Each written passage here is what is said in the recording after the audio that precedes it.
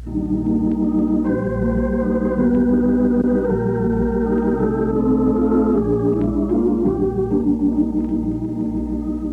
Sister, the story of Ruth Wayne and her problems as a woman, as well as a nurse, a wife, and a mother. Today's episode in just a moment, after this message from our sponsor.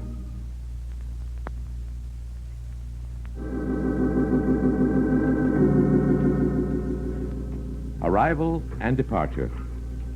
It was only a few short hours ago that Diane Carville left the Glen Falls Railroad Station for New York and John. And now, Big Sister is just arriving at that same station, unaware of what has happened, but depressed enough by the knowledge of her own failure.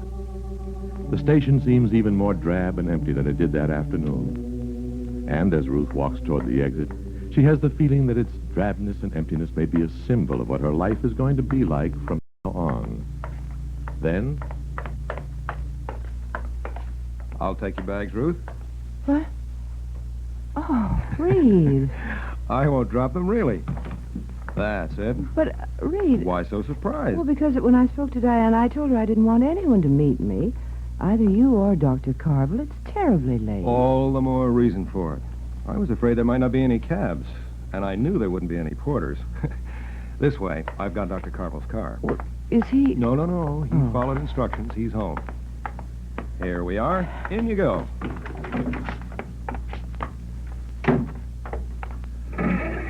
Have you had dinner? I wasn't sure whether there was a diner on the train, whether you wanted to go straight home or stop off someplace. If you don't mind, straight home, Reed. Of course. I'm not going to ask you any questions, Ruth. There's nothing much to ask. And, well, I know how tired you must be. But if there's anything you want to know about what's been happening here... Is Richard all right? He was this afternoon. I called. Then everything else can wait until tomorrow. Right. Glancing sideways, Reed sees Ruth's eyes close and her head go back against the shiny seat cover. And for the first time, he becomes aware of how exhausted she is by her ordeal. They drive on through the dark, quiet streets. Then...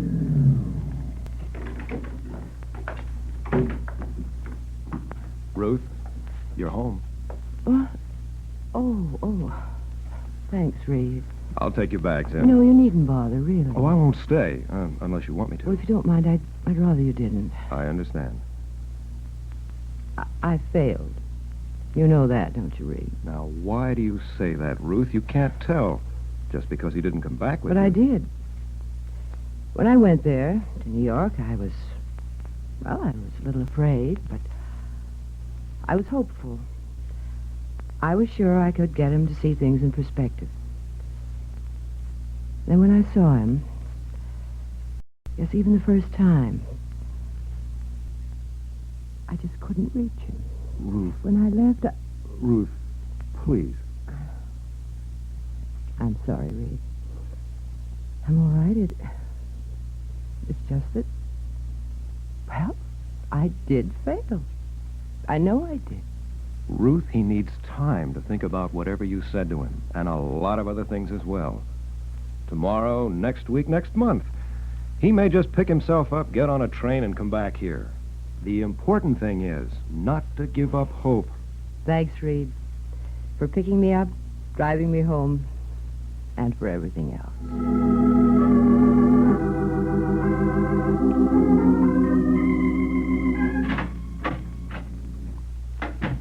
Reed? Why, yes, Dr. Carville. Where are you? In here, the living room.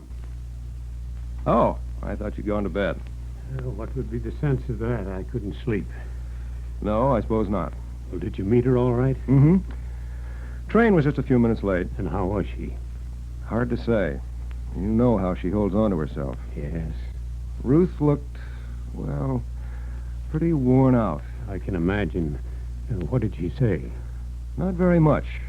I didn't ask any questions, of course. Oh, naturally.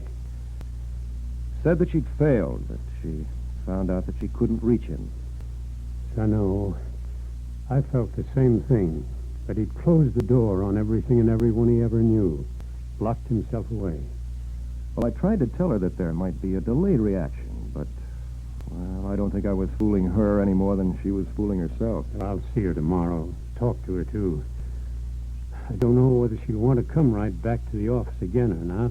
In a way, it might be a good thing. Keep her too busy to think. On the other hand, she doesn't know about Diane. No. Well, at least I didn't tell her. Well, that's good. She's got enough on her mind as it is. What about you? What do you mean? Diane, and now Ruth, too. Oh, that. Somehow you can always be a lot clearer about someone else's problems than you can be about your own. Yes, that's true. Funny. What is? Oh, the way this all worked out. Ruth leaving John, leaving New York, and coming back here. Diane leaving here and going to New York to John. If you knew the speed of the two trains, you could figure out exactly where they passed each other, going in opposite directions. Very interesting when you put it in a mathematical formula, but people aren't algebraic symbols. I know. Why do things like this have to happen? Why do... Would you do something for me, Reed? Well, of course. What is it? I'm tired, awfully tired. Would you play something for me? Well, I really don't feel very much like it. Well, perhaps that's a good reason why you should. Music hath charms, huh? And discipline. One of the first things you learn if you want to be a doctor. No emotion. Have to learn to control it. Nothing much you can do about what you feel, but just don't show it. Just go on as if nothing really touches you. And then after a while, atrophy sets in, and you won't feel anymore. Please, Reed, please. Sorry, Dr. Carville. I'll just play.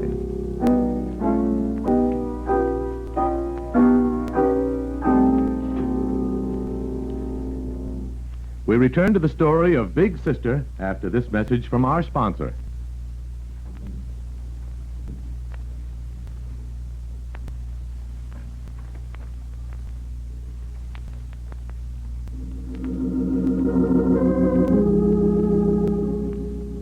It's about a half hour later now.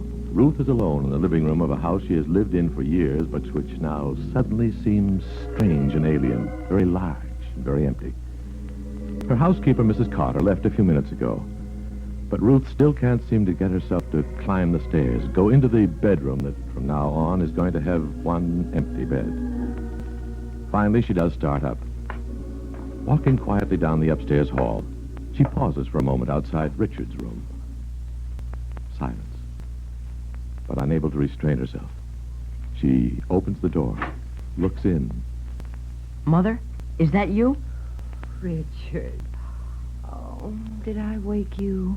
No, Mother. I tried to stay up. I wanted to wait for you. But then I must have fallen asleep. And... Oh, Mother. Oh, Richard, my dearest. Ooh, I missed you. I missed you an awful lot. And I missed you more than you'll ever know.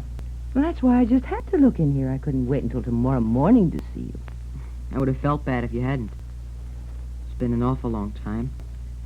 At least, well, it seemed awful long. Well, it couldn't have seemed any longer to you than it did to me, Rich.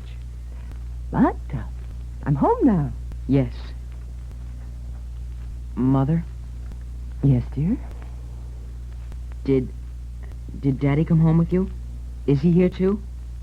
No, Richard. He's still in New York. Oh, I see. I saw quite a lot of Reed, Dr. Bannister, while you were away. Did you, dear? Yeah. He took me to a ball game once and out fishing. I got a perch that size. Over a Oh, pound. I wish I'd seen it, Richard. Well, maybe we can go again sometime. Mother, is Daddy coming back? That's a pretty hard question to answer, Richard, with just a plain yes or no. You don't have to answer, Mother. I just thought... I'd like to try, Richard. It's just that, well, it is a little complicated. You see, I love your father very much. And I know that he loves us, too. We spend a lot of time together in New York talking about ourselves and about you. He wasn't very happy, Richard. He missed us both a lot.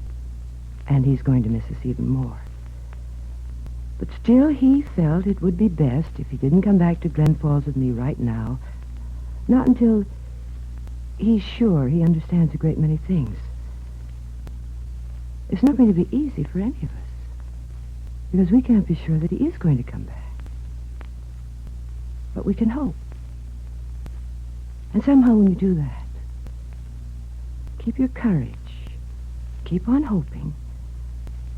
Things do work out one way or another. Richard? Oh, bless you. Sleep well.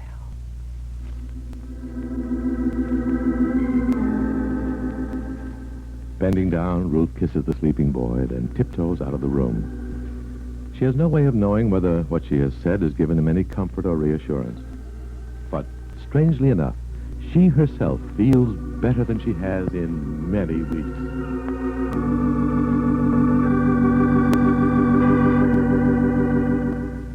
And now, this message from our sponsor.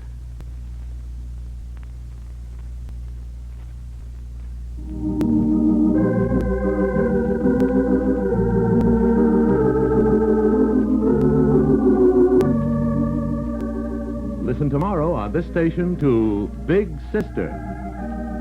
This has been a production of Nana Radio. Howard Petrie speaking.